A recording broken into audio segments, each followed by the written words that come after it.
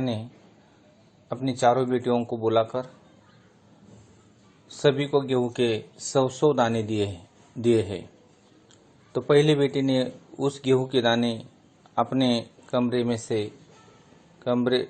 में से बाहर फेंक दिए। दूसरी ने उसे चांदी के डिब्बे में रख दिए। तीसरी ने जमीन में बो दिए और चौथी बेटी ने उसे भूनकर खाए। इसी तरह हम चारों बहनों ने किस तरह उपयोग किया, आगे देखो। 5 साल बाद राजा ने फिर चारों बहनों को बुलाया और कहा, आज से 5 साल पहले मैंने तुम चारों को गेहूं के 100 दाने दिए थे और कहा था कि 5 साल बाद मुझे वापस करना। कहाँ है वे दाने? तो राजा ने अपनी चारों बेटियों को बुलाया और उनसे पूछा कि मैंने 5 साल पहले गेहूं के दाने दिए थे और वो वापस करने के लिए कहा था, तो वो दाने कहाँ हैं? बड़ी राजकुमारी भंडार घर जाकर गेहूं के दाने ले आई और राजा को दे दिया। राजा ने पूछा, क्या ये वही दाने हैं जो मैंने तुम्हें दिए थे? पहले तो राजकुमारी ने हाँ कह दिया, मगर राजा ने फिर कड़क कर पूछा। तब उसने सच्ची बात बता दी। कड़क कर पूछना, कठोर शब्द में पूछना, गुस्से से पूछना। तो पहली बेटी ने चालाकी से भंडार घर जाकर गेहूं के दाने लेकर आई और राजा को देने लगी।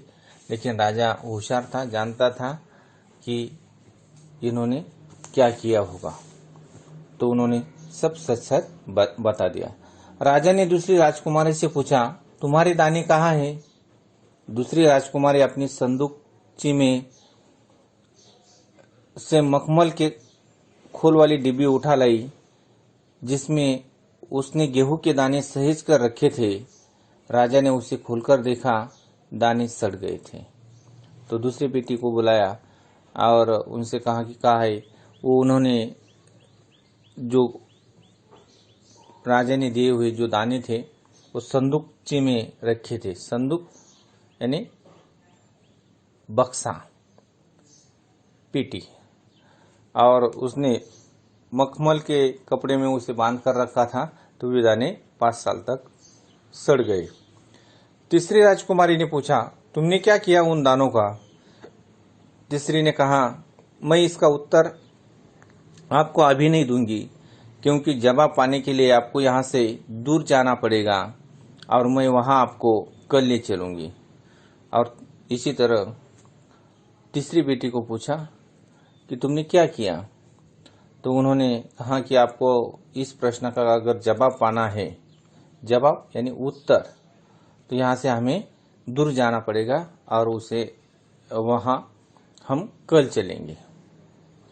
राजा ने अब चौथी और सबसे छोटी राजकुमारी से पूछा। उसने बेपरवाही से जवाब दिया, उन दानों की कोई कीमत है पिताजी? वैसे तो ढेरों दाने भंडार में पड़े हैं। आप तो जानते हैं ना, मुझे गेहूं के भुने दाने बहुत अच्छे लगते हैं, सो मैं उन्हें भूनकर खा गई। आप भी पिताजी किन किन चक्रों में पड़ जाते हैं?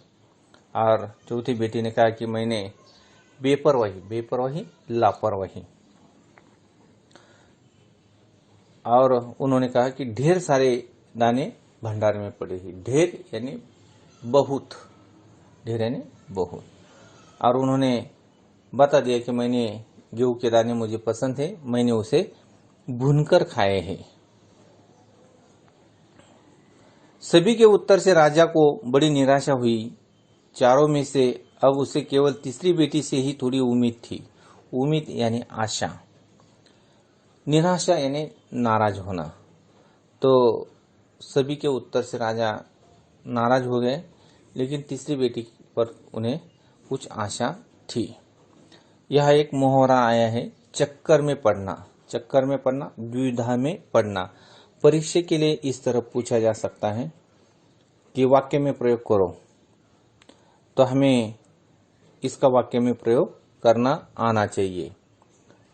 जैसे देखो, छोटी बेटी ने राजा से कहा, आप हमेशा चक्कर में पड़ जाते हैं।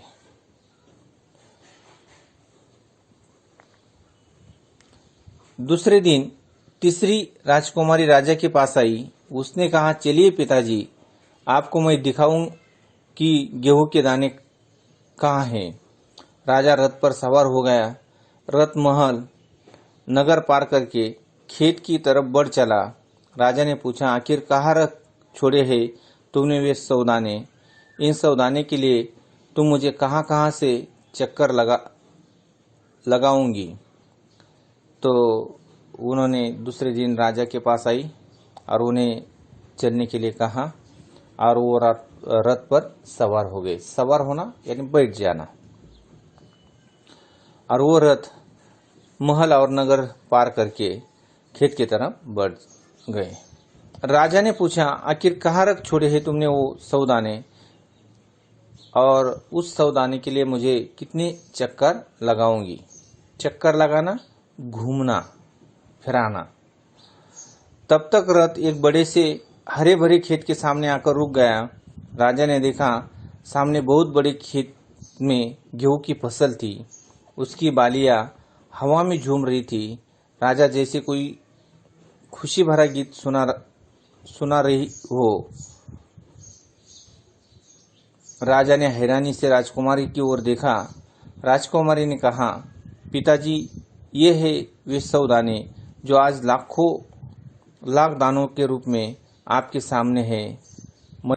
सौदानों को बोकर इतनी अधिक फसल तैयार की। राजा ने उसे गले लगा लिया और कहा, अब मैं निश्चिंत हो गया। तुम ही मेरे राज्य की सच्ची उत्तराधिकारी हो। तो तीसरी बेटी ने सोच समझकर पिताजी ने दिए हुए जो गेहूं के सौदाने थे वो जमीन में बोकर उससे दाने को पैदा किया था। ये देखकर पिताजी या राजा बहुत खुश हो गया और उन्होंने कहा कि मैं अभी निश्चिंत हो गया हूँ कि मेरा उत्तराधिकारी तुम हो, मेरे राज्य के उत्तराधिकारी तुम है। इस तरह राजा ने इस कहानी के माध्यम से हमें यह बताया है कि कोई भी काम करने से पहले सोच समझकर वो काम करना चाहिए।